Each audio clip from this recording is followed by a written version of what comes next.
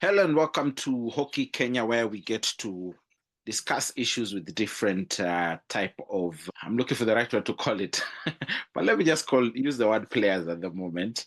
And today I have Simon Mason all the way from the UK.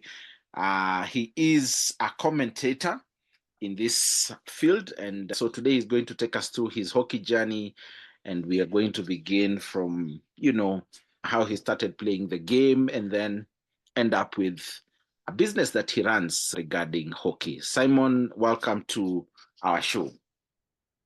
Thank you very much. Pleasure to be here. Okay, so let's begin with your playing hockey. Where did you begin playing the game?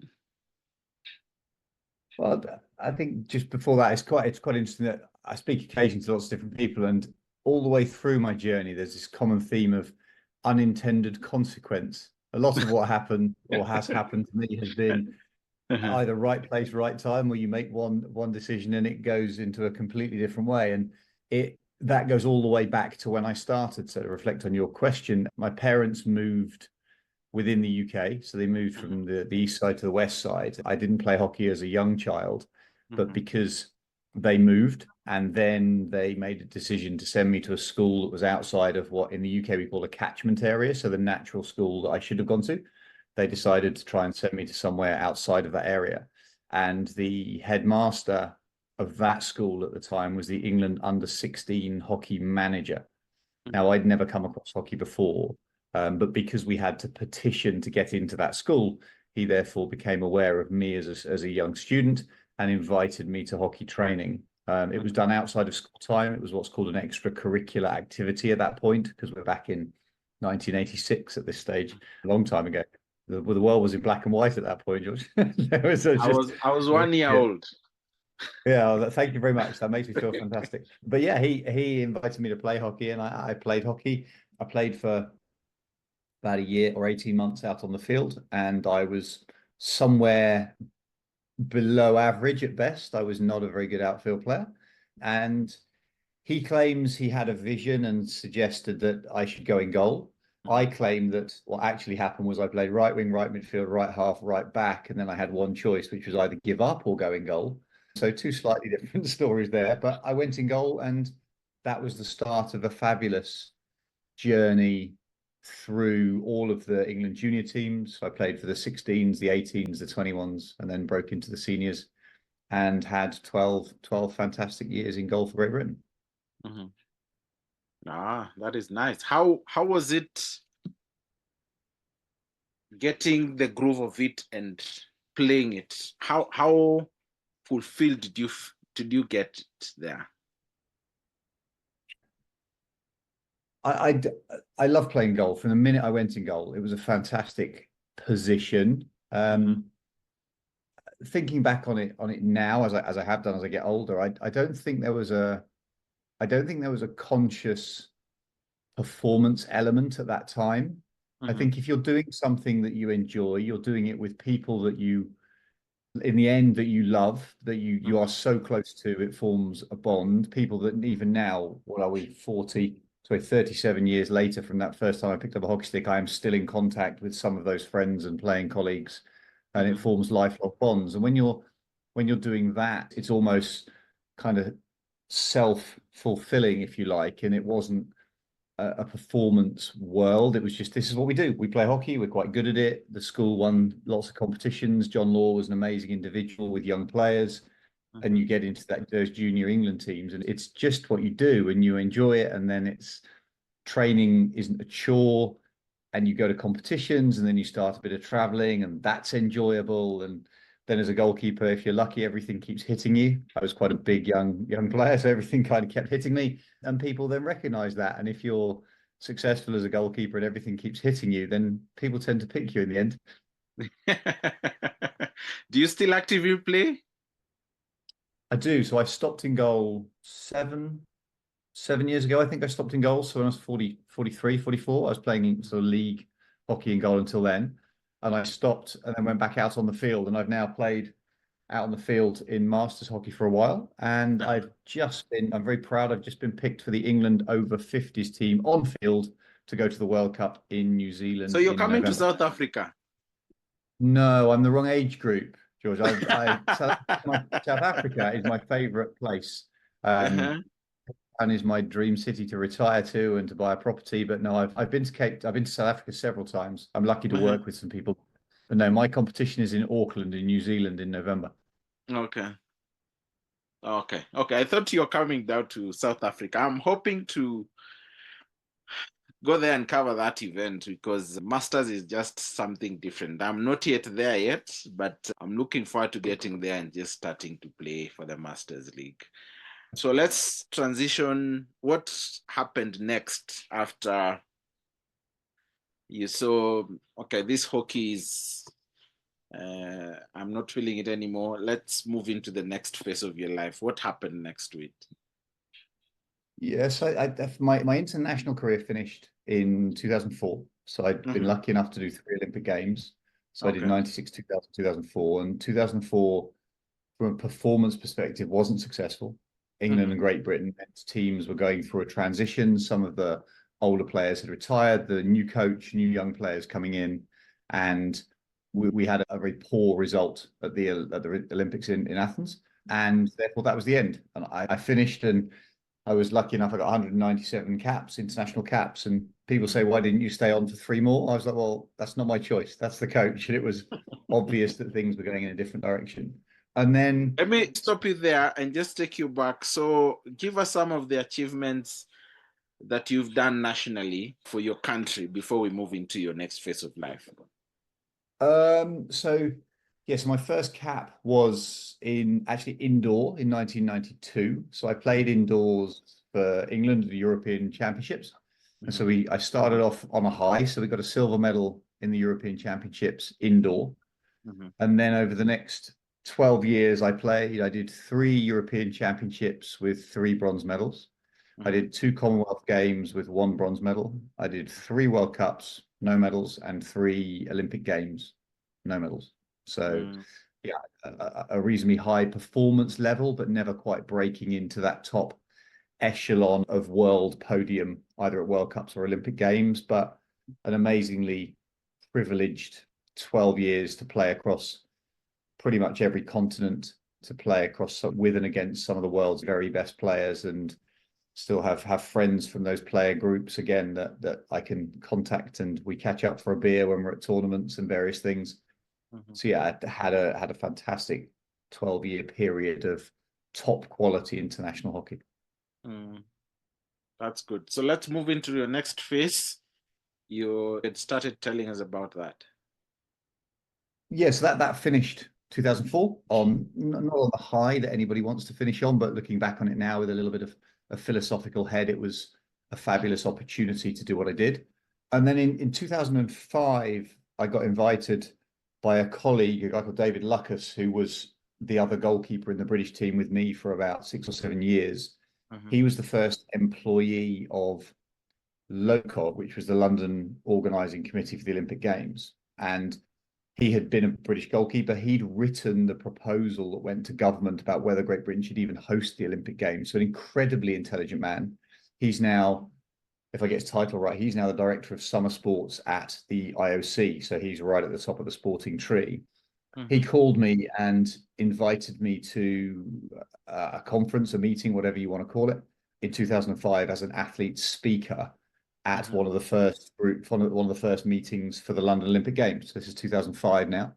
And that got me onto the athletes committee for Mhm. London. So I stayed within that committee group again with some incredible individuals. The organization obviously led by Seb Coe, but our committee itself, Jonathan Edwards and I believe Tanny Gray Thompson now were the chairs of that. And so meeting some incredible world-renowned athletes, and a group of us stayed within that for 7 years, all the way through to London. And that gave me an insight into sports administration, if you like, and what happened with sports administration, and linked me into lots of people. And that kind of network then evolved across that period. I still wasn't commentating at this point. That wasn't the door that had opened. That opened fractionally later, because that sports administration then meant I recognized that athletes needed a voice, and they had athletes committees, but a lot of the committees that existed within sports administration are people that have retired, and naturally so. They have time, they have the financial and the time resources to be on committees, but sometimes that, I believe, means they're a fraction distant from the game itself. There's not so much in touch, and a lot of there's this gap between what's going on right in the grassroots on a field on a Saturday compared to what's going on in a meeting room. So then in 2010, I stood for the England hockey presidency. I stood for that and won that election. There was 6 of us in the election, so I won that election. And therefore I became the president of England hockey. So I was the president for 3 years, from 2010 through to 2013. It's a figurehead role, so it's not a voting role. You're not on the board of directors, but you can go to anything. And I just tried to involve myself with England hockey on every level to just give a different perspective, not a correct perspective, not a dictatorial perspective, just this is some of the experiences that I have. This is some of the things I think somebody needs to think about. And maybe we're looking at stuff in a different way. So just asking questions and opening eyes and ears around hockey itself. And that process of going through that London period in 2012, the presidential bit, that was the door opening to the commentary in later life. And at the same time, there was the professional bit that was going on with Mercian. That is nice. So you deal with that bit. You still say in 2005 is when you started commentating. So how did you jump into it? Yeah, so 2005 was the catalyst to sports administration. I didn't start commentating until 2010. And the reason for that was, so as I say, so the LOCOG, the London Olympic bit, then gave me the insight into sports administration. That then led to the presidency role. The presidency role put me in India in 2010 for the World Cup Commonwealth Games with England hockey. And at that tournament, the TV producer, so the best way, in my opinion, commentary is best when you have 2 people doing commentary. You have somebody doing lead commentary, and that's the play-by-play. It's going from Simon to George to Bob to Jeff. And then you have the color commentator, and that's the person who is going, why? What are they trying to achieve? They are interpreting the hockey. And so you get this nice balance between fact and theory and philosophy and technical and tactical. And I was invited in 2010, I was in the stadium in India, and the TV producer recognized me as an ex-player and therefore said, look, do you want to sit in the commentary box next to the lead commentator and just have an opinion, just talk?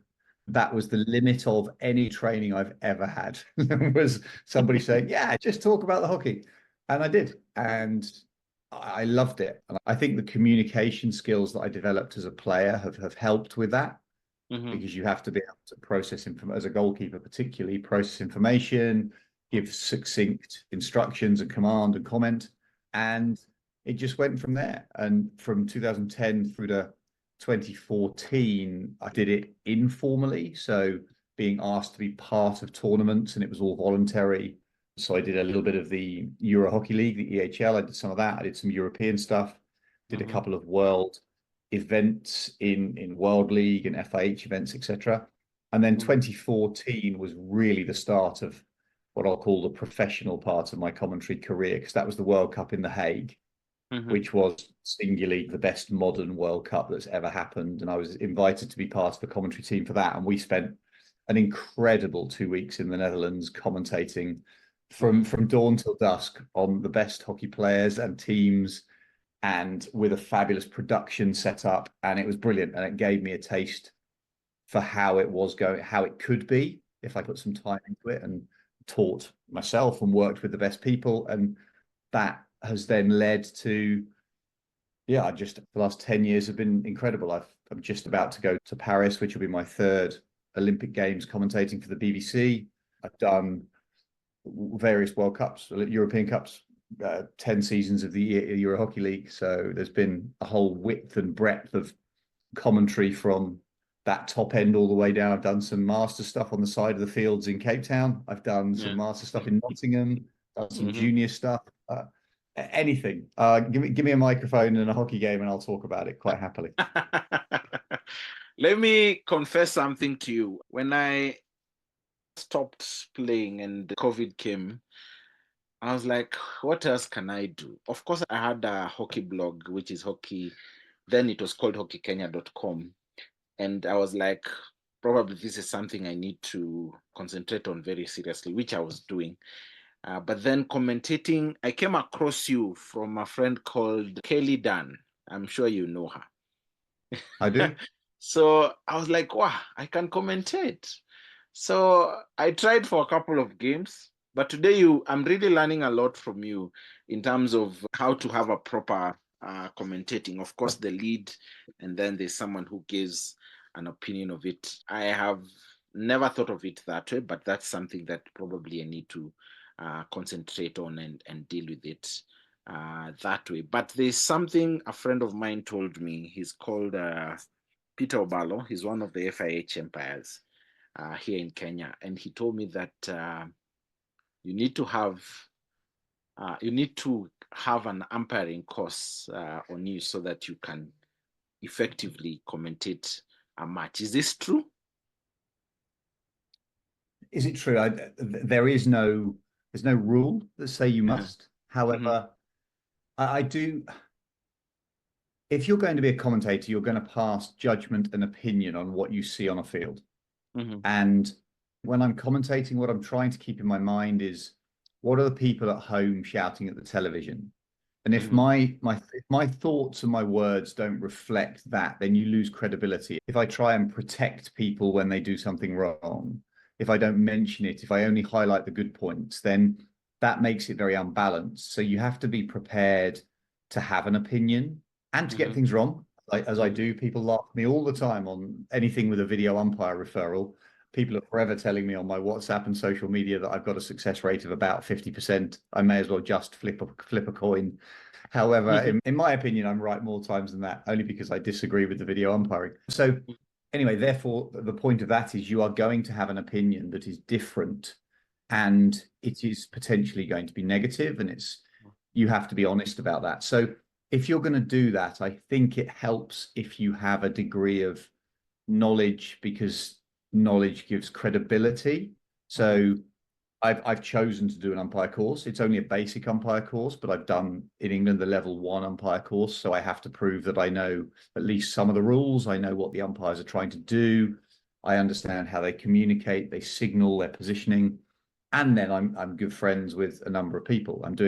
Funnily enough, I'm doing a webinar just this evening with 3 of the world's best umpires. So with Ali Keogh, with Dan Barstow, with Marcin Rockel, with those sort of people that I am fortunate enough to talk to, who they give an insight as well. And what you're trying to do is have an opinion that is based in some degree of performance and knowledge. The fact that I've played internationally, I think, means that when I'm analyzing stuff, I can give an opinion that people go, okay, that seems fair and reasonable. They may not agree with it, but that's the nature of the world. We don't have to agree with each other all the time. Although social media, the evil that it is, suggests that I make one comment and then I get torn apart on Facebook. But hey ho, I'm big enough to cope with that. I don't think you need to have qualifications, but I do think you need to be a student of the game. So if somebody says to me, why, what makes you qualified to do X or Y? I have something to fall back on. I've done this. I've watched 500 international hockey matches in the last 2 years, for example, and commentated on them. So if you do enough, you can see patterns and techniques and tactics and have relationships with coaches and with players to ask them meaningful questions. That in itself means that you have a bit of credibility. Well, hopefully it gives you a little bit of credibility. So a long answer to a short question. Do you need an umpiring qualification? You don't need the qualification, but you do need to know what the rules are. Ah, that's nice. And talking about when you're inside the booth, you have so much information about the different players and the coaches. So that means also your relationship with the people you're interacting with has to be very good so that you're able to give accurate information about these people. Yeah, you have to do your homework. There is no, it's not this. I read an article once about the football commentators going to the last European Championships, and Gary Lineker, in principle, was given a file that was 2 or 3 inches thick, created by a research department that gave him this information. So he had every single fact and figure that related to the game. That doesn't exist in hockey. If we want some research, we got to go out and do the research. So there's several platforms that we go to and we create that knowledge ourselves. And I have spreadsheets and databases of players and caps and clubs. And for me, I'm a bit of a hockey geek when it comes to commentary, because you have to identify players in a moment. And so for me, it's because of the nature of my business, it's sticks and shoes. So who uses what stick and what shoe? So as an example, just talking to you now, so who uses what? So Thierry Brinkman, what does he use? Does he use a Mizuno shoe, for example? Yes, he does, but he moves in a certain way. Does Yorick Kroon he uses Adidas, so he uses Adidas. Does Mats Granbush, he uses Reese. There's so many people out there. Ollie Payne in goal uses Mercian. So you can pick and choose who uses what, and it gives you this immediate comment that you can make. So you have to do lots of research and a little bit of Facebook stalking. Where does somebody live? Where do they come from? Do they have brothers and sisters that play, etc.? And then establish the relationships, such as people always say, is Yibby Jansen and Yip Jansen, are they brother and sister in the Netherlands because they have the same surnames and things, and understanding that's not the case. But you need to know that before you make comment, or you can make yourself look really stupid. Then that means that's what you're simply doing is you're adding spice to your story because you're basically doing a live storytelling, but inside of it you have to add a few things here and there. And that is why the role is commonly is called the color commentator, because the lead commentator creates the wireframe, they create the framework and the structure of the game, and then you basically color in the pictures, you color between the lines, you create the temperature of the commentary, and you work with the person to tell the story. So if you're commentating, you're doing the lead role, I'm waiting for you to break what you're saying, to drop your microphone away from your mouth, to look at me for comment. And it's the best way of describing it, it's a triangle between the field, the lead commentator, and the color commentator. I mean, you've got extra addition. You have people talking in your ears about the production on a big production. You have somebody in your ear telling you about the structure of the program. But in essence, in my opinion, what you do not want is you don't want somebody saying, Simon, what do you think? Simon, what do you think? Simon, what do you think? Because then it becomes question and answer instead of a flowing story, and you can increase the tempo and the energy when the game is good, and then you drop away as you come through things, and then you pick back up again, and the voice tells the story and the energy you throw into it. So hopefully that comes across in the commentary that we do. That is good. So are you specifically working for BBC, or you're more or less like a freelancer? So I'm a freelancer in title, and for the Olympics, I work for the BBC. That's the contract I have. I work for them. So we'll cover all of the British games, and we'll cover the medal games, and then any highlights within the hockey program. If you're at a World Cup, for example, you could be working for either the International Hockey Federation, the FIH, or you could be working for the broadcast company that's creating the pictures. And then you will be creating what's called world feed. And that world feed is simply a situation where you basically put words over all of the pictures. So every game, there'll be a team of you. So if there's 4 games or 6 games in a day, then you'll be covering all of the games, putting the words across them. You might be pitch side doing some interviews. You might be welcoming the teams in and talking to the coaches. It's a multifaceted media role that covers not just the commentary, but because you have the knowledge of players and coaches, you then have to try and you just fill the roles that exist within the competition. Okay, that's good. But you don't just commentate. You have other things you're doing in hockey. Tell us more about that.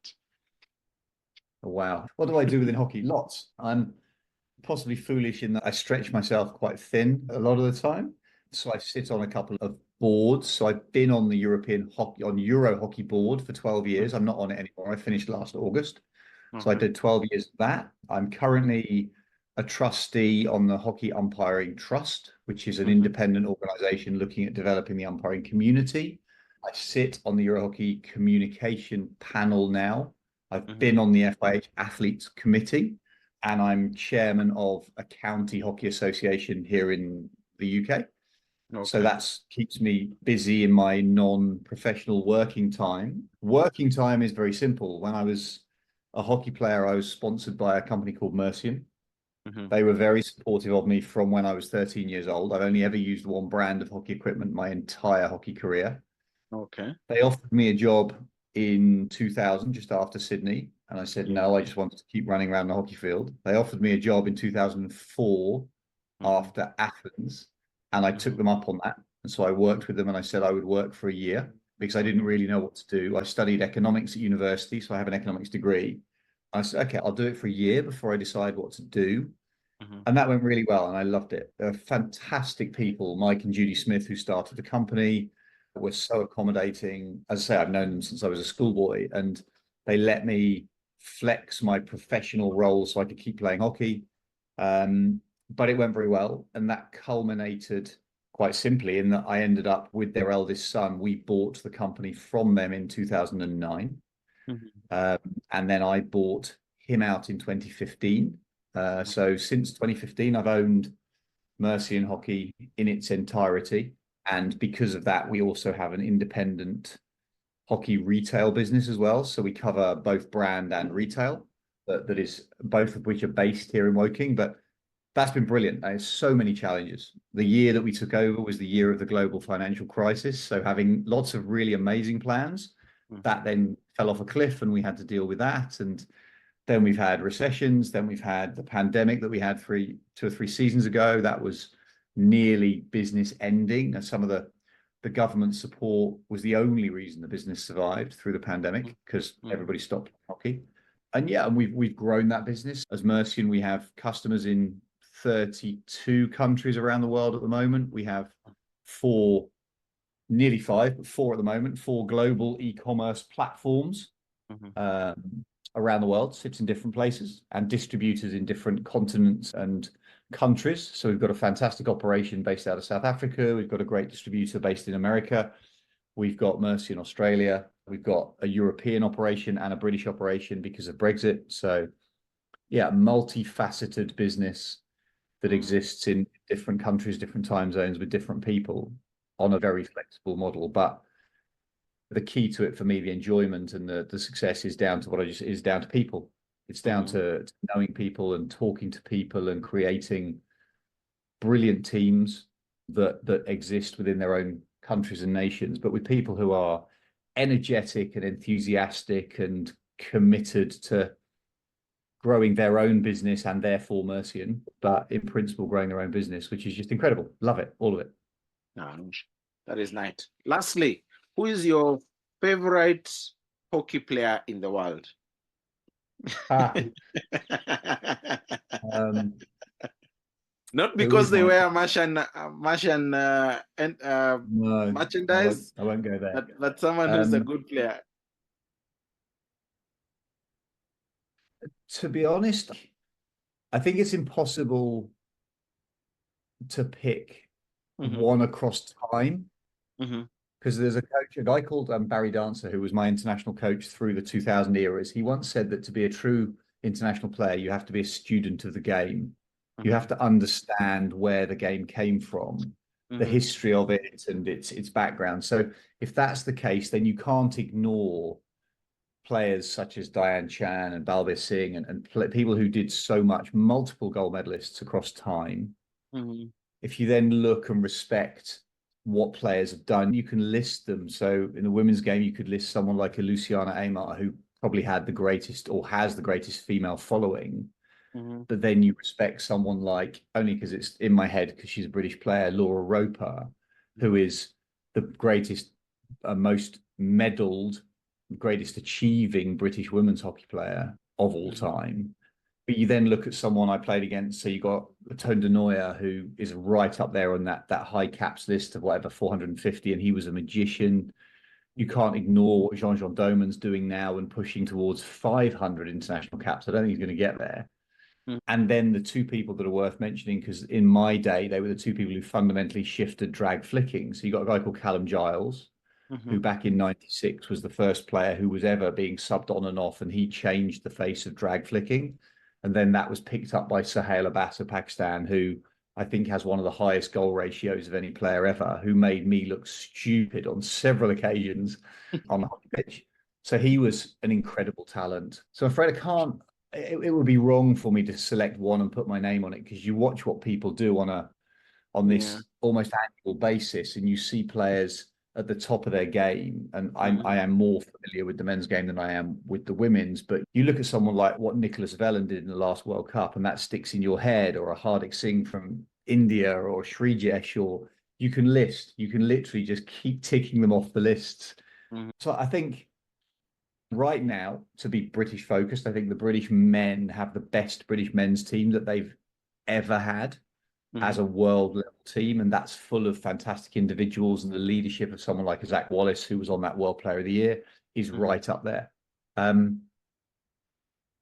think if people are listening to your podcast, I would encourage them to watch the Olympics as best they can, to see the skill sets that are on display, to enjoy the hockey that's going to be in front of them, and then for them then get the words out, to pick their best player, because it's so subjective. Who on one day, somebody who likes one player will not like another. And just, if you can watch hockey players and they make you smile, and I can genuinely remember dozens that I could list who've just made me smile with some of the most incredible skills and goals and saves and tackles. And that's what we've got. We have a list now. We are blessed with a list of 10 men and 10 women around the world who will genuinely set the hockey world on fire in Paris. They have done for years. And that's always the way in every cycle. Every player will reflect on it. And I'm just lucky that I've got 25 years of vision across, knowledge and memories across international hockey, that means my list is too long to put my finger on one. And I think it would be wrong to do. And I also then don't want people to then go, no, you're wrong, you need to do something different. That's not the case. Let's just say there's enough for us all to enjoy the sport that we all love, that you obviously love with your blog. And I've looked through your website, and the detail that you put up there for the hockey community is amazing. And it's people like you that have that passion to share their knowledge that helps the whole hockey world. Thank you very much. Thank you very much. And I must say, I'm looking forward to, I don't know whether to be the colorful commentator or to be the main guy, but I'm looking forward to having to commentate with you one day before you hang your boots on that field. And thank you so much for agreeing to this interview. And we look forward to hearing you more on the Olympics, on the BBC platforms. Any specific channel that people can look out for you on that platform? The BBC stuff will only be on the BBC platform, so you'll be able to see stuff through BBC iPlayer if people can get it in their regions. They might need to use clever VPNs in order to pick it up in case it doesn't exist. The hockey itself, I don't know where the world feed is, but that's not me. But I think there's a guy called Charlie Broom and Chris Sharples who both are involved with FIH competitions. They're doing some of the world feed, and they're incredible individuals who will be putting a spin as lead commentators, and they'll have some help. For the BBC, it's Matt Chilton, myself, and then Kate Richardson-Walsh. So we'll try and put some words across the BBC hockey. Okay. Thank you very much for agreeing to do this, and stay tuned for next week for more of this